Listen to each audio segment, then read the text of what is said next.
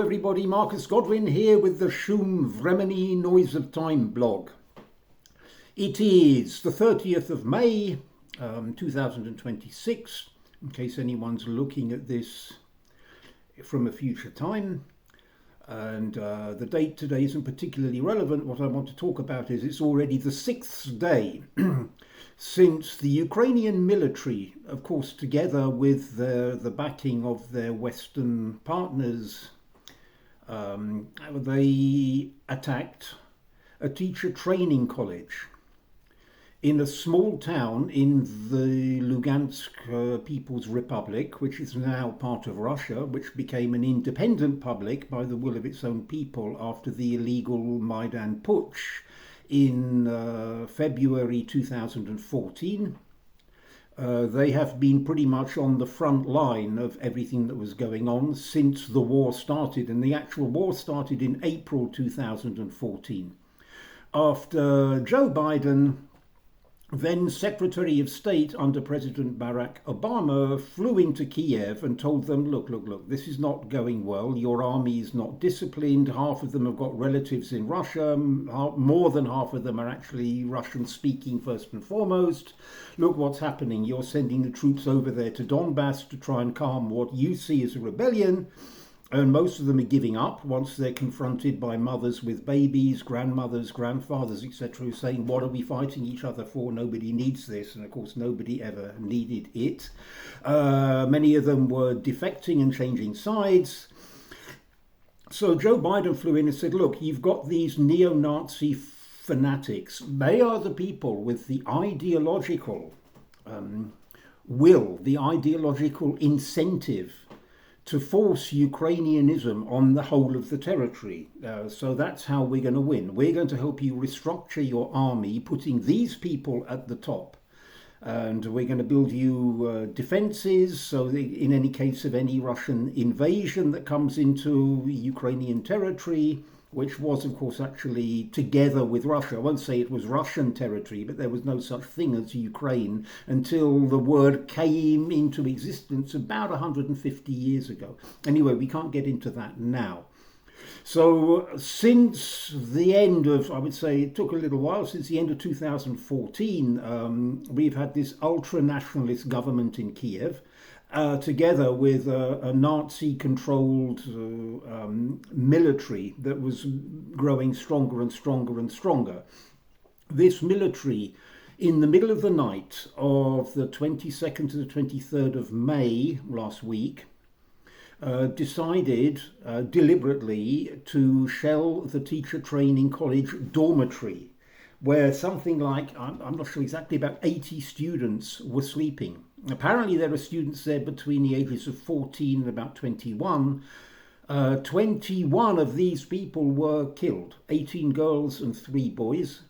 Most of them were later teenagers, 18, 19, 20, these kind of ages. There are some really harrowing stories because the Ukrainians used 16 drones in layers, like a 2-tap, then 3-tap attack. So, for example, there's the images and the stories retold by the survivor of 2 girls who survived the first attack. They started running out of the building, then came the second attack. And one of the girls was killed instantly, and the other girl made it out onto the street and survived. And there are many stories like this. There are videos of these girls in their beds phoning their mothers saying, we're being bombed, we're being bombed. Right, first and foremost, nowhere around this teacher training college were there any military targets whatsoever. That has been confirmed beyond any doubt. Or targets of strategic importance to either side. None. So why was this place targeted? This is the real question. Of course, my condolences go absolutely to the relatives of those who died and to those who are struggling with injury. At least 60 have been very seriously injured. The centre of this dormitory was utterly destroyed. You just see the 2 walls with a space in between. Certain other places in this little town was destroyed. Why does Ukraine do this? It's not the first time. New Year's Eve last year into this year, Just after the clock struck midnight, the Ukrainians attacked a small restaurant bar in a very small town called Horli, which is on the Black Sea coast, kind of tucked in between the Korean peninsula and the actual Black Sea coast. They attacked this a few minutes after midnight with a wave of drones and then incendiary drones, turning the place into an inferno. Again, no military target, no troops stationed nearby, no weapons, no tank depots or drone making depots or anything like this. Again, I forget the number exactly, but it's over 20 civilians celebrating New Year were at that moment burned alive. There are several reasons for these attacks. None of them, of course, are what any one of us would call anything good, but let's go through them bit by bit. I should explain that the so-called Ukrainian mentality is not alien to me. Before living in Russia in the late 90s and early 2000s, I lived in the Czech Republic. And at this time, I became kind of surrounded. I was always interested in Russia since earliest childhood. And that means, of course, countries that were part of Russia, part of the Soviet Union and the Russian Empire, such as Ukraine, Belarus, Armenia, Georgia, Baltic states, Central Asian republics. In Prague, I found myself surrounded by a lot of Ukrainian people. Some of them were completely normal. After a little while, one or two I realized were already openly supporting this kind of Nazi ideology. By the way, when I say Nazi, of course, there are lots of detailed essays and even whole books about what it really means to be Nazism and Mussolini's theory about the all-powerful state combining together with massive corporations. All of that is kind of true. Nazism has one fundamental meaning. Whenever a group of people, nation or country or group or a religion imbibes and then acts upon the idea that it is superior to other human beings on earth and has a kind of God, of course, in fact, devil-given right to use those people as slave labor or to exterminate those people or to ethnically cleanse as these people, as has happened so often in history, many people prefer this softer phrase of ethnic cleansing to extermination. Well, okay, let it be. A lot of the Ukrainians I met at that time who seemed normal, in retrospect, I understood that they had understood my interest in the Russian world, and even to some extent I started learning the language at this time. And they were cleverly tricking me, leading me into their world, which at the time I had no idea was any different to the Russian world. This would be hard for native Russians or Ukrainians or anyone from within inside this world to understand. But if you come from an Anglo-Saxon country, Ukraine and Russia look pretty much the same, or at least they did 25 years ago before all this started. And certain other things happened. Ukraine very quickly dropped the visa requirements for citizens from the Western world. Russia didn't. So many of us, I'm not speaking for his own personal opinion at that time, but I know, for example, Graham Phillips went first to Ukraine. He bought himself a flat in Odessa. When he started telling the truth, when the war broke out in Donbass, they confiscated his flat. I don't know what's happened to it. I'm guessing he probably went to Ukraine because from the outside, if you haven't been living there for a long time, it just looks the same as Russia, but you don't need a visa. You can set up there much more easily. And so on and so forth. So let's think about the Russian migration system. But that's a story for another time. I began to realize as time went on, and then the events of 2013, the Maidan protests, 2014, this changed my entire life. It was at this point we have what we Westerners call the wake up moment.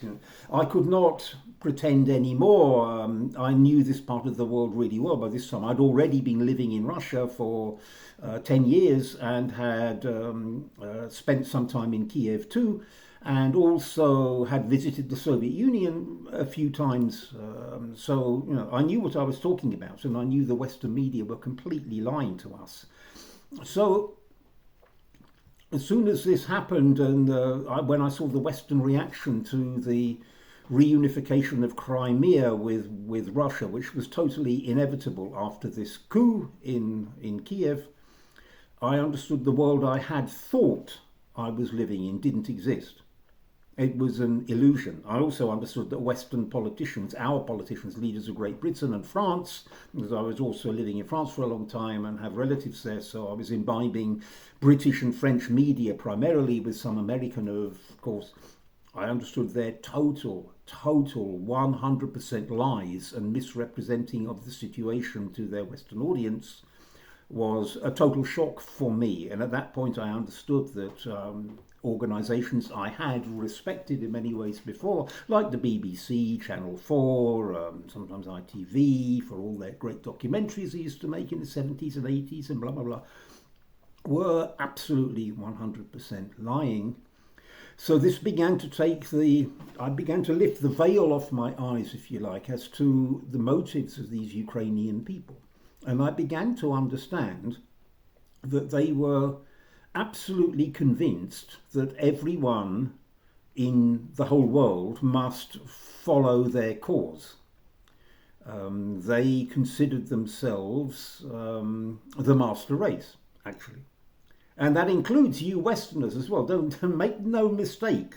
People who still identify as Ukrainian today and are shouting Slava Ukraina and all this stuff, they believe you, French, Brits, Americans, so on, Germans, they are superior to you. That's what they believe. And you are supporting them, or you're not. Many people in the West have woken up, but it's still a minority who are awake about this situation. So anyway, one of the reasons why they have no qualms anymore in killing ordinary civilians is because they deeply, deeply hate these people for their refusal to Ukrainianize. Pretty much the entire Donbass and some people living in Ukraine in other areas refused absolutely this Nazi putsch that the Western ruling governments and elites instigated in February 2014. These Nazi extremists had existed. As I say, I knew one or two of them who were openly like this while I was living in Prague. The rest were actually following them, not all of them, but a majority of the rest of people around me were actually following them, but not showing it yet. The crime of these people, number one reason, is that they refused to Ukrainianize. They said, no, we speak Russian, we are Russian Orthodox people, even if we are part of the Ukrainian Orthodox Church. This is linked to the Russian Orthodox Church. Moscow is regarded as the center of Christianity for all Orthodox Christians. And I'm very sorry, but if you're not Orthodox, you're not Christian. Post-schism Catholicism is Satanism. All forms of Protestantism, the myriad forms that have been invented since Martin Luther are also, I'm afraid, sects and kind of Satanism. There is no rapture, none of that's going to happen. Not Orthodox, not Christian. So these people largely refused this and were prepared to take up arms for it because they knew these extremists had always existed. But I've seen documentaries where people from the Ukrainian so-called lands were saying, yeah, they always existed, but they could never get anywhere on their own. This movement always received energy and impulse from outside, meaning the collective West. Above all, of course, the United States, but Great Britain in second place, and the EU and France, Germany in third place, maybe. Since the arrival of old Frumpy in the White House, well, maybe Britain has become the number one curator and controller and planner of operations in Ukraine. I myself have made and participated in some documentaries on Russian television about the activities of MI6 and various British defence companies, which are absolutely booming because of the Ukraine-Russia war, by the way. While the British economy is nosediving, the defence industry is doing quite the opposite. And this small clique of people around them who've spent their entire adult lives being paid by the British taxpayer to dream up ways of destroying Russia. But let's stay on track. These people, these students who were killed in their sleep, they, or at least their parents, are considered legitimate targets for their refusal since 2014 to Ukrainianize and join this insane dream, all based on completely fake history and based on ideas that Jesus Christ himself and Buddha were actually Ukrainians. The world didn't start in Africa or anywhere else, it started in Ukraine. Remember, the name Ukraine was only ever invented at the very most about 150 years ago. And it was created, this artificial entity was created as a battering ram and weapon for subversion and the conquering of Russia, at the time Holy Russia, the Russian Empire, then the Soviet Union, which the West set up by themselves, but that's also another story. So unfortunately, these people, like the victims who were burnt alive minutes after New Year's Eve, although they have nothing to do with the military, are nowhere near, they're not next to any military targets, they were killed, one, because of their refusal to Ukrainianize. Secondly, this is a provocation. This is an attempt to goad Russia into attacking far more seriously, or maybe even into attacking NATO curators who Russia knows perfectly well are helping the Ukrainians organize this, especially over and above everything MI6, my friends. So they are trying to goad Russia into giving them an excuse to make an all-out war on Russia. They don't seem to realize, these Western leaders, quite what they're dealing with. I think they think they're going to have time to scurry off to their luxury bunkers that they prepared for themselves and so on, and depopulate their own countries, which is what they are openly calling for. Bill Gates, Schwab, Soros, all these people who are controlling the countries, who are controlling Ukraine, who are making the war on Russia, they are obsessed with depopulating the planet massively, from 8 billion that we have roughly now to 1 billion or less. So why not, from their sick point of view, use Russian missiles and Vladimir Putin, the big bogeyman, to do this? So the West and Ukraine is trying to goad Russia into steps which they think will give an excuse for a much bigger or even nuclear attack on Russia, will declench the famous NATO Article 5, where if one country is attacked, all the others have to come to its defense. This is all very well. Let me state one thing absolutely before I go any further. As far as the Russian government is concerned, and as far as the Russian president is concerned, when your enemy is trying to goad you into doing something, nothing is more intelligent than maintaining self-control, restraint and discernment, and trying as hard as possible not to do what your enemy is trying to get you to do. This means that these people, these poor students, are just a sacrifice to this cause. That brings me on to the third point, of course. We understand, or I have definitely come to understand since my wake up call 12 years ago now, already in 2014, that the main religion of the Western ruling elites, those we know, and those, of course, who are behind the scenes in the banking system that we don't know, there's about 8,000 to 8,500 of them, and 90% of them are practicing Luciferians.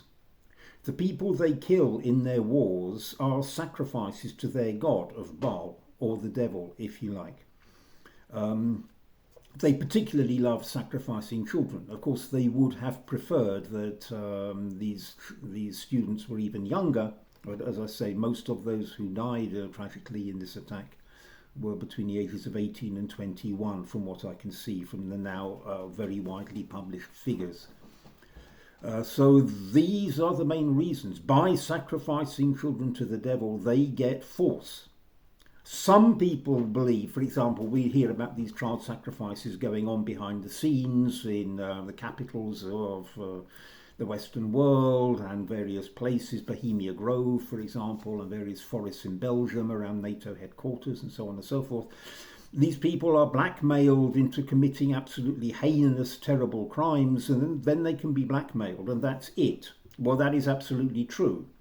I personally am a Russian Orthodox Christian, and it seems to me the evidence is overwhelming, not only that God exists, but the devil exists as well. And if the devil exists, then those people who are sacrificing children and adults in wars and specific sacrificial ceremonies, satanic ceremonies and so on, are actually gaining power for themselves and against their enemies, which in this case is Russia, which for them, of course, is the center of world Christianity because it's the center of world orthodoxy.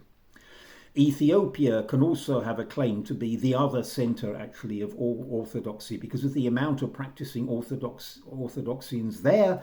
The fact that they preserved some of the earliest Bible readings which were lost for various reasons from the Western versions of the Bible, and apparently they even have the Ark of the Covenant there in a mountain monastery somewhere. Ethiopia has also had a pretty hard time in the 20th century. It was attacked and attacked and attacked. As I've said before, the Vatican is no longer the enemy. The Vatican is collaborating with Western Luciferians. As I say, all these Protestant sects, it's the same story. So they are sacrificing these people to Baal in order to get more power and to gain victory over Russia. This worked for them very nicely in 1917, but in the end it didn't work out. So, as I said, Russia has shown incredible restraint, quite frankly, and patience. And wisdom, because as I say, when your enemy is trying to goad you to do something, it nearly always pays you not to fall for it, not to go down this path. However, somebody who is living here and keeping my finger on the pulse, watching all sorts of documentaries, of course the mainstream news in Russia and so on and so forth, I can say one thing for sure. That there has been, certainly after the first months and then the first year and then the second year of the special military operation, the last 4 years, that is, where Russia officially got involved in the now 12-year-old war, what can be called in fact a civil war, because as I say, Ukraine doesn't really exist. This is a civil war between people in southwest Russia, instigated, funded and planned by the Western powers. There has been a growing public opinion among many who consider themselves to be patriotic Russians that somehow Russia is not fighting this war fully, that it's somehow not as committed to victory and to the goals that Vladimir Vladimirovich Putin set out on the first day of this special military operation. That Ukraine must never join NATO, that Ukraine must be denazified. In other words, these people who believe they are the Nazi race and they actually want to take over the entire Russian landmass, this is for sure, they will be thwarted in that claim because the West doesn't want this. So when the West wants 8 or 9 different countries cut out of Russia, which they, of course, will control. So in the end, the West will end up fighting these Ukrainians, but they're too fanatical and too obsessed with their insane dream to understand this. It has been growing slowly and surely a kind of public opinion which is frustrated and dissatisfied with the way this war is being run. Now, of course, most of us, like me, we are not privy to secret military information either from the Russian government or the Ukrainian military or anybody else's military. So a lot of them, us, may well be mistaken about certain things, may well not understand what is being planned. But within the last year, I would say, probably since also Vladimir Putin went to meet old Frumpy in Alaska, this pressure has increased considerably. And there are many rumours, and I myself can see evidence that confirm these rumours, that even the immediate circle around the president are now frustrated with what seems to be an obsession almost with finding some kind of deal rather than finishing this war militarily. Although the Russian military are saying we cannot see any other solution because of the attitude of the Ukrainian government and are, above all at the moment, European partners, only because America has diverted itself elsewhere because of another controlling influence over America. That's another story for another day. I'll be talking about that for sure. This pressure is great now, and I think it's dangerous for Russian society because, again, whether it's actually the fact or not, if the majority of people believe it, the Russian government has to take notice of this. Otherwise, something uncontrollable may happen. We saw an absolutely traitorous attempted putsch by Yevgeny Prigozhin about 3 years ago, 2.5 years ago, I forget. That's quite an interesting topic. Maybe I'll talk about it in another program. A surprising amount of Russian patriots, supposedly patriots whom I know, actually supported this putsch. I was very shocked. I must say they came almost exclusively from the pro-Bolshevik, neo-Bolshevik, Communist Party people. Orthodox people and monarchists did not support this putsch at all, but many of those who are still worshipping Lenin and so on did. The putsch was crushed. It failed, in fact, completely. Lukashenko seemed to be able to talk some sense into Prigozhin. I can't go on too long about this right now. Anyway, that putsch didn't work. Since then, the pressure is truly mounting. For whatever reason, the Russian media, which is not entirely controlled by the Russian government, I'm sorry, there is a very credible theory that it is still in a subtle way controlled by the United States, which many regard here as the occupying power. After all, the United States wrote the Russian Constitution in 1993. So let that sink in. Well, for whatever reason, the media here has decided to use this particular atrocity as the straw that breaks the camel's back. The last straw. What is going to happen now? We don't know. We have seen one massive attack on Kiev and some areas around Kiev, but actually nobody really knows the physical result of this attack yet, or none of us we, the great public, we don't know what's happened here yet, and we don't know what is going to happen. Foreigners have been advised to leave Kiev. Russia advised foreign diplomats to leave Kiev. The West countries are saying, no, no, we're not going to do that because they're afraid that if they retreat to Lvov, maybe they will never come back. That is not impossible either. But as I say, the pressure now is very seriously on the Russian government, for better or worse, to be seen to be actually retaliating in a strong way. I've heard so many comments from so many Russians over the last 2 years in particular, saying things like this.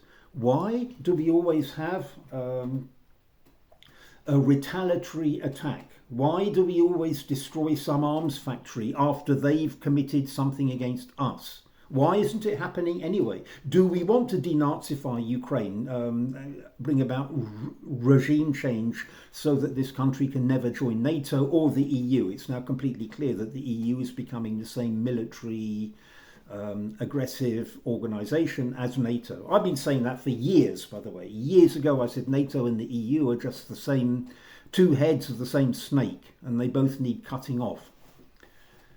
So the pressure is very much on now. If nothing happens, I don't know how long this can go on, because Vladimir Putin is hugely respected in this country by many very, very different people. People understand how Russia has been transformed in the 26 years from 2000. When I started living here, I came in the autumn of 2002 to see if it was possible, and then came back in the new year of 2003.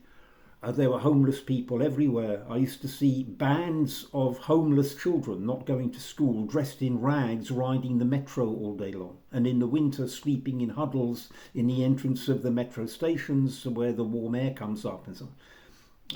During the 2000s, the living standards of ordinary people here skyrocketed so much. The country became less violent. In those days, there were hooligans everywhere. There were gangs of marauding skinheads looking for Africans and Asian-looking immigrants and students and so on, and attacking them, sometimes even killing them. Vladimir Putin has played an incredibly clever game of consolidating this country, in the fact that he understood he very clearly understood the different types of people, different social backgrounds, and the different ways people relate to their own history, and also, I will say it blatantly, the kind of brainwashing that people were subjected to during the Soviet Union, which is the same as you are now subjected to from your televisions if you're living in the Western world. It's specifically the West, by the way. It is the West. It's not the same in other countries. Chinese are not brainwashed in the same way. Neither are the Malaysians, neither are the Russians. But in the Soviet Union, about certain things, they certainly were, which is why we have more than half the country still worshipping, I'm promising you, Lenin, this image of Lenin that has nothing to do with the real monstrosity that particular human being allowed himself to become. That also is a topic for another program, I think. What I want to say is this, that the communists in this country understand that it's the brain and intelligence of Vladimir Putin that have enabled them to build far more stable lives than they were able to in the 90s. The monarchists in this country also understand exactly the same thing. Most monarchists, in fact all monarchists, are Orthodox Christians. You can't really be monarchist without being an Orthodox Christian, but there are Orthodox Christians who are kind of so-so about monarchists. All of them support Vladimir Putin. Maybe not totally, they can criticize this or that move or that and that, but in general they understand that he is the consolidating figure that brings this country together and gives us a stable, prosperous, relatively free and easy lifestyle now compared to what things used to be. The vast majority of people in the middle, those who may be a little bit orthodox, maybe a little bit communist, who support mainstream parties like United Russia and Zhirinovsky's party, the LDPT, I think it's called, but I can't remember what that stands for off the top of my head, and various others. Pretty much everyone supports Vladimir Putin. Only the so-called liberals, the famous, the legendary Russian liberals, that Dostoevsky so perfectly depicted in his novel The Devils or The Possessed, depending on what translation you have. They still exist. A lot of them have left now. They are very much a depleted force, but they still exist in this country, especially in universities and so on. These people are basically, it's a kind of strange phenomenon. They are Russians who hate everything Russian. And they believe that Russia must follow the West in everything it does. Parliamentary democracy, nowadays, of course, LGBT politics and so on, gender bending and all this kind of stuff, which is basically Satanism, actually. They have taken a massive blow over the last 4 years because the population didn't go with them in 2014 and it didn't go with them in 2022. It also, many of them supported Western COVID ideas and got themselves Western jabs. Well, toodaloo, be seeing you. Yeah. So these people, of course, are not happy at all, but they are the vast minority. The majority of other people support Vladimir Putin for the strength of his control over this country and the stability and prosperity that he's managed to give us. And that prosperity has only slightly been knocked down and keeps coming back after every round of problems. First, we had the international depression that was created by them in 2008. Then, of course, we had the first round of sanctions in 2014. Then we had the second, much more powerful round of sanctions in 2022. Then we have continued. Now the EU is working on their 21st round of sanctions against Russia, and they seriously believe that this time it's going to work. This time somehow the people are going to get fed up and rise up against the government. There is no pressure on this from this side of things, from these liberals and people who think like that towards the government. The vast majority of people here, whatever their religions and political beliefs, understand what's going on. And they understand that it's largely the policies of Vladimir Putin that have helped overcome these sanctions. After all, Russia is probably the number one example in the world of a totally self-sufficient country. It can feed itself, it can provide all its own energy, it can make anything it wants out of metal, out of wood. It can make its own microchips and semiconductors and all this stuff. Yeah, Russia has missed out in a lot of things, given the level of education here and the amount of Russians who were sucked into Microsoft and then Huawei Xiaomi in China. It's definitely very sad that Russia didn't start its own IT business, its own computer system, operating system to combat Microsoft, for example. Would have been a very good idea. But however, as I say, Russia is working, but this pressure coming now, we want to see something really happening. The suspicion that somehow the president of the Russian Federation was so obsessed with getting a deal with the West that he's been restraining slightly. And one hears rumours about this. Whether they're true or not, I don't know. But I can be quite objective about this. But I have to say sometimes it's very hard to ignore these rumours.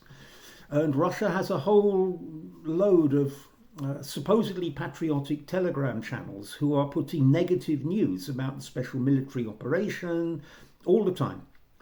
Maybe this is because some Russians do have a tendency to be pessimistic, especially in Soviet times. This became a kind of national sport among ordinary people, chatting and maybe drinking in their kitchens.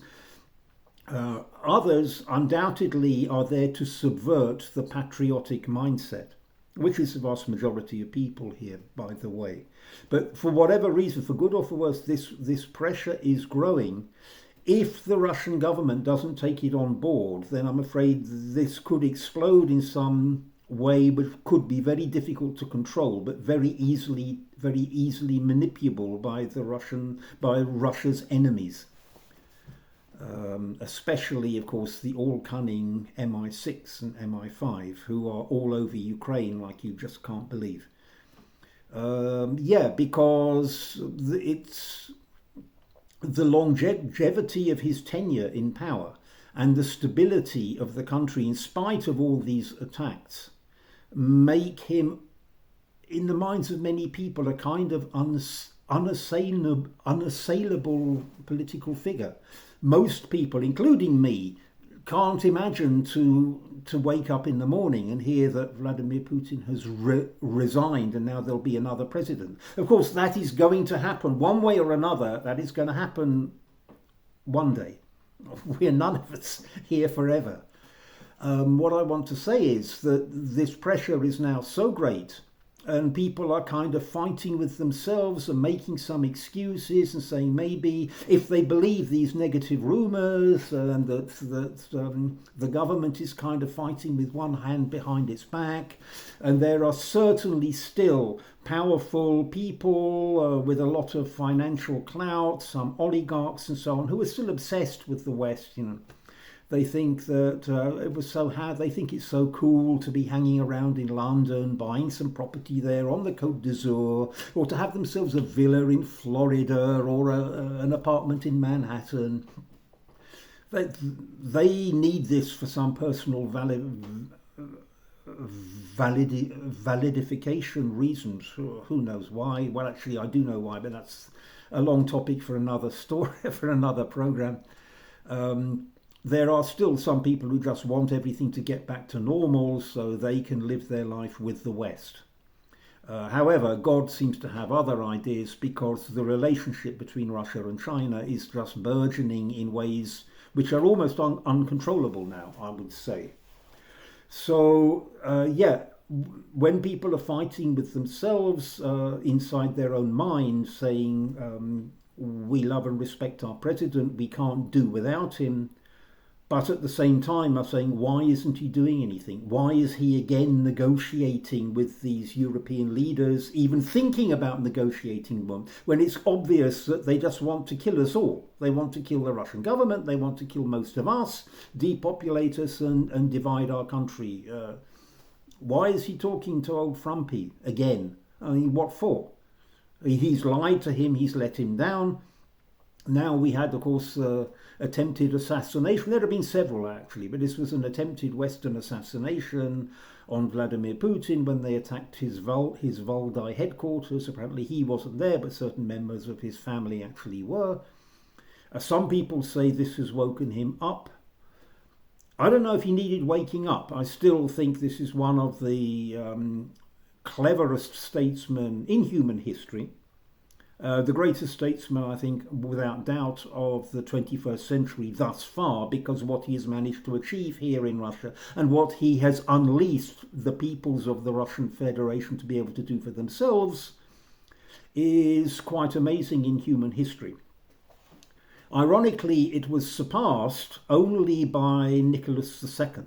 Of course, that history is very much hidden. It has been systematically destroyed here in Russia and also abroad, specifically in the West. And ironically, one of Vladimir Putin's failings, in my opinion, is that he constantly has negative things to say about the reign of Nicholas II. This is also a topic for another program. It's an extraordinarily important topic, but I can't go into that now. So the pressure in Russia is growing, and if the Russian government doesn't take notice of it, real notice of it this time, I'm just afraid that this pressure could suddenly explode in some completely uncontrollable ways, because every person in Russia who's thinking in this way, and they are the majority, are kind of fighting with themselves. And that is always a dangerous situation. Psychology for Dummies, page 2 or 3. When you're having cognitive dissonance in your mind, and you really want something to happen to the enemy, or maybe to the enemy's main headquarters inside their own countries, which would mean Russia attacking NATO, something it has not done.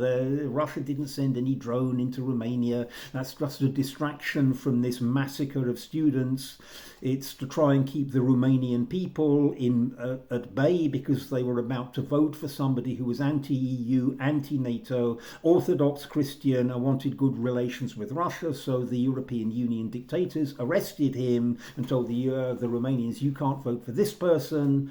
They want propaganda all over to distract from the atrocities of the Ukrainian and their own atrocities too, because they are also behind this. And to continue the Russian propaganda like we had with MH17. I mean, I'm just exhausted with it. And so are most Russians, completely exhausted with it. And I hope the Russian government will read this situation correctly and act accordingly. I know what I would do, but they don't listen to me. So there's not much point in saying it, I suppose. Maybe in the next program. We'll see. That's it. So any of you, I get some Western trolls and even some members of my family saying, when are the Russian people going to overthrow Vladimir Putin? They're not. Because the figures you see for support of Vladimir Putin are true. If there is pressure growing on him, it is precisely because people think he should be fighting this war now in a much more vigorous way. I will say something about this actually.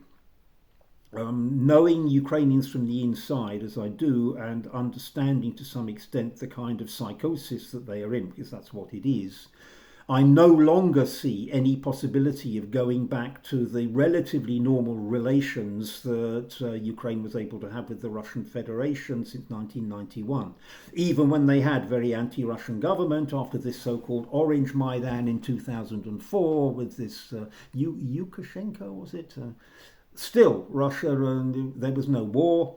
Russia and Ukraine had normal relations. People traveled to and fro to visit their families.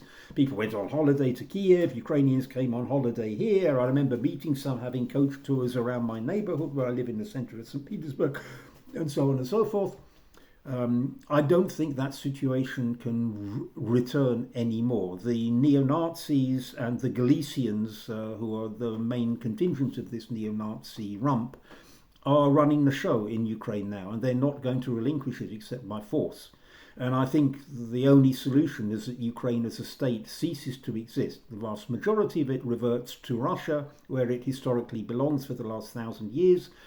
The other bits go back to Hungary, Slovakia, Romania. All had, because of the Molotov-Ribbentrop Pact at the end of the Second World War, the Alta Agreements, they had their own territories hived off and stuck into Soviet Ukraine. So the most massive amount of territory actually was hived off Poland. Of course, Poland, unfortunately, is one of the most rabid anti-Russian countries in a way that Hungary, the populations of Hungary and Romania are not.